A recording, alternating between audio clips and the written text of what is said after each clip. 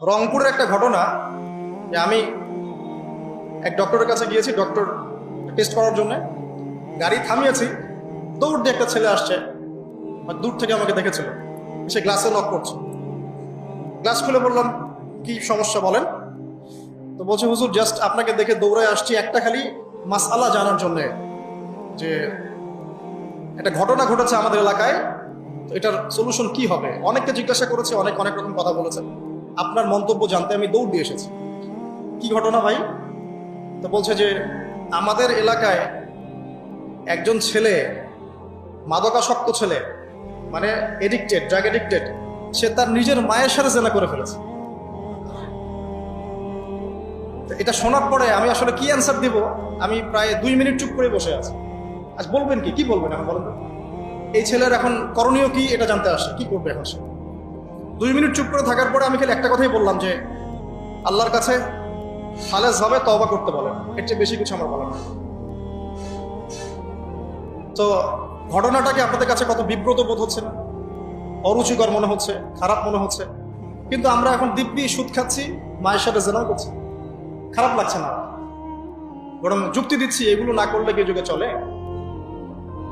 মহিলাদের অবস্থা দেখেন, গ্রামে গঞ্জে সব সুদী এনজিও ছড়িয়ে পড়েছে এবং তারা সদস্য, জমি জমা, ভিটে মাটি, গরু ছাগল সব খোয়াচ্ছে, তারপরেও খেতে হবে। কারণ ওই যে আতাজআলু ফীহা মা ইউফসিদু ফীহা ওয়া ইয়াসফিকুদ দিমা, আপনি কি এমন কাউকে পাঠাবেন যে পৃথিবীতে গিয়ে ফাসাদ সৃষ্টি করবে? এটা হচ্ছে ইকোনমিক ফাসাদ, অর্থনৈতিক ফাসাদ। দেখেন, মুসলিম পরিবারে জন্মগ্রহণ করেও ম্যাক্সিমাম মানুষই নামাজ পড়ে না। ম্যাক্সিমাম কতজন মানুষ 5 ওয়াক্ত নামাজ পড়ে, এটা এখন জরিপ করার ব্যাপার। দেখবেন মেজরিটি সংখ্যক কোরআনটাকে বিশুদ্ধ করে তেলাওয়াতও করতে জানে না। কথাগুলো রূপকথা মনে হচ্ছে, বাস্তব জীবনে নেমে এসে দেখেন। ওই যে বলি না আমরা, তাওহীদি জনতা মাঠে আছে, তাওহীদি জনতা মসজিদেই নাই। কি বুঝলেন? কোন মাঠে আছেন? তারপরে মুসলিম পরিবারে জন্মগ্রহণ করে দেখবেন পর্দা যে একটা ফরজিয়াত, এই কনসেপ্টই নেই। বরং এখন চেতনা এমন যে গায়ের জামা কাপড় ছিঁড়ে খুলে ফেলতে পারলে বাঁচি, মানে এখন এই যুগ চলছে। একটু আমি দেখাচ্ছি যে কিভাবে এই জায়গায় আসছে। দেখেন, একটা সময় ছিল যে মানুষ সিগারেট খেত, স্মোক করতো। আমরা ওই জেনারেশনটা দেখেছি, স্মোক করতো চুপ চুপ চুপ করে, ওই চায়ের দোকানের কর্নারে, এই বাথরুমে ঢুকে, ওই মাঠের ওই কর্নারে গিয়ে, কেউ যেন দেখে না ফেলে। তারপরে কয়েক বছর পর পরিস্থিতি একটু পরিবর্তন হলো, ওপেন স্মোকিং, সবাই, ভাইয়ের সাথেও স্মোকিং, বন্ধুর সাথেও স্মোকিং, পরে বাবার সাথেও দেখা যায় ছেলে স্মোকিং। এই একটা যুগ আসলো। দেখেন, তারপরে আস্তে আস্তে নতুন নতুন মদ আসতে লাগলো, গাঁজা, হেরোইন, প্যাথেডিন, হ্যাঁ, হুইস্কি ইত্যাদি ইত্যাদি, ফেন্সিডিল, ইয়াবা। এখন ইয়াবার যুগ, আরো আপগ্রেডেড কোনো মদ আসছে। এখন সিগারেট টিকেট কোনো বিষয় নেই, কিন্তু ফ্যাশন। যদি কেউ ইয়াবা খায় তাহলে বলা হচ্ছে হ্যাঁ, এ মাদক সেবী। আর বাই দ্য ওয়ে, আমাদের দেশে কিন্তু নিবন্ধিত 190টা বারও আছে, হ্যাঁ, এবং দেশি 204টা ব্র্যান্ড চলছে, আর বিদেশি 38টা ব্র্যান্ড চলছে। পারমিট পেয়েছে 85,070 জন। এবং এই মাদক সংশ্লিষ্ট এনজিও আছে প্রায় 76। 21 বছর হলে যদি কেউ পারমিটধারী হয়, সে মদ খেতে পারে, সমস্যা নেই, এটা নাগরিক অধিকার আপনার। আবার আশ্চর্যের ব্যাপার এটাও যে এগুলো খুলে উন্মুক্ত করার পরেও আবার মাদক নিরাময় কেন্দ্রও আছে 7টা। মানে ওভাবে খাবেন, এডিক্টেড হয়ে যখন জীবনটা নষ্ট হবে, এই 7টা নিরাময় কেন্দ্রে এসে আপনি চিকিৎসা নেবেন। এগুলো ডিপার্টমেন্ট আছে, সদর দপ্তর আছে, সব গোয়েন্দা সংস্থা আছে, এবং মাদকদ্রব্য নিয়ন্ত্রণ অধিদপ্তরও আছে। তো এটা একটা সার্কাস, মানে এই ওয়ার্ল্ডটা হচ্ছে একটা সার্কাসের জন্য। এই বিশ্বে যা হচ্ছে না, খালি চোখ দিয়ে যা দেখছেন, এর বেশিরভাগই সার্কাস। যেটা বলছিলাম, এখন ইয়াবার যুগ চলছে না। একটা সময় ছিল যখন ছেলে মেয়ে যদি অ্যাফেয়ার করতো লুকিয়ে লুকিয়ে, চিঠি দিয়ে, কেউ যেন না জানে, তাই না? ঠিক, তার মানে এগুলো পার করে আসতে পারে। তো লুকিয়ে লুকিয়ে ছিল, কেউ যেন দেখে না ফেলে। কফি শপে বসলেও খুব সাবধানে, রিক্সায় বসলে কেউ যেন না দেখে। তারপর একটা যুগ আসলো যে জানলে কোনো সমস্যা, বাসায় ওপেন, আমার গার্লফ্রেন্ড, ও আমার গার্লফ্রেন্ড, ও আমার বয়ফ্রেন্ড, আমরা বিয়ে করব, আমরা প্রতিশ্রুতি দিয়েছি একে অপরকে, নো প্রবলেম। তারপর একটা যুগ আসলো যে যেহেতু প্রেম করছি, বিয়েই তো করতে যাচ্ছি, তো সেক্স করলে সমস্যা কোথায়? তখন আবার সেক্সুয়াল অ্যাক্টিভিটি শুরু হলো।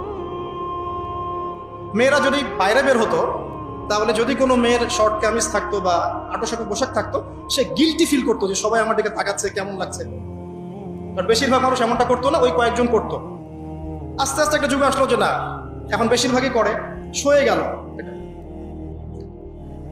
তারপর একটা যুগ আসছে সরাসরি সেক্স, প্রেম টেম কিছুই নাই, এখন খালি সেক্স।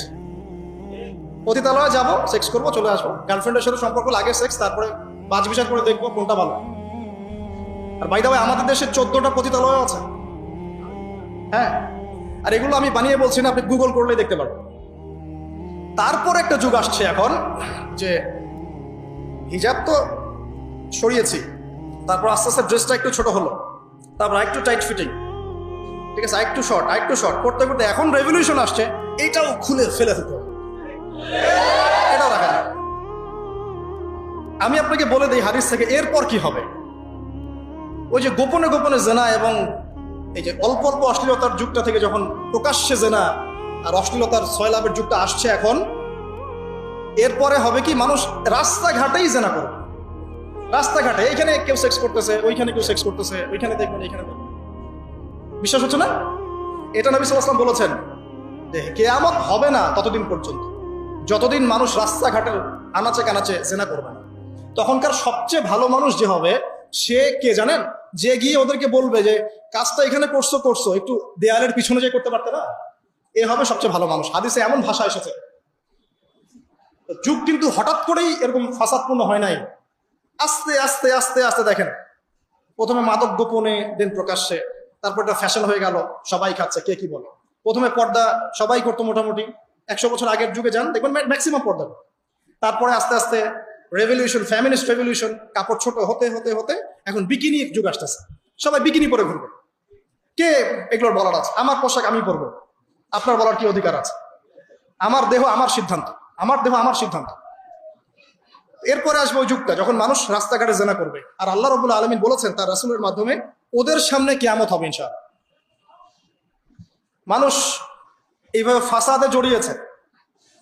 মুসলিম পরিবারে জন্মগ্রহণ করার পরেও এই জিনিসগুলো অমুসলিমরা করুক, খ্রিস্টানরা করুক, বৌদ্ধরা করুক, ইহুদিরা করুক, আমাদের কিচ্ছু যায় আসে না। ওরা সারা দেশ সভ্যতা একাকার করে ফেলাক, আমাদের কিচ্ছু যায় আসে না। তো মুসলিম পরিবারে জন্মগ্রহণ করার পরে একটা মুসলিম ছেলে, মুসলিম মেয়ে কিভাবে এগুলো করতে হবে? দেখবেন মুসলিম পরিবারে জন্ম নিয়েছে, নামাজ নাই, কোরআন তেলাওয়াত নাই, আল্লাহর তো জিকিরের কোনো খবরই নাই। তারপরে দিব্যি সুদ খাচ্ছে, ঘুষ খাচ্ছে, এটা ফ্যাশন। দুর্নীতি এটা কমন, সবাই করে, আমি একটু বললে সমস্যা কোথায়? সবার ভিতরে একটা মানে আত্মিক দুর্নীতি, মানে আমাদের আত্মাটাই দুর্নীতিগ্রস্ত হয়ে গেছে। যখন একটা মানুষের আত্মা দুর্নীতিগ্রস্ত হয়ে যাবে, তখন তার কাজগুলো হবে এরকম।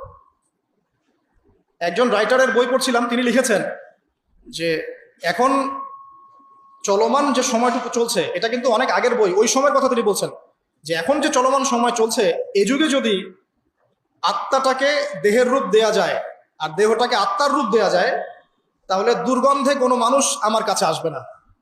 আমি বুঝাতে পারিনি মনে হয়। আমাদের সুন্দর দেহটাকে যদি আত্মা বানিয়ে দেওয়া হয়, আর আমাদের কুৎসিত আত্মাটাকে যদি দেহ বানিয়ে দেওয়া হয়, এত বিভৎস দেখাবে, সামনে কেউ যাবে না।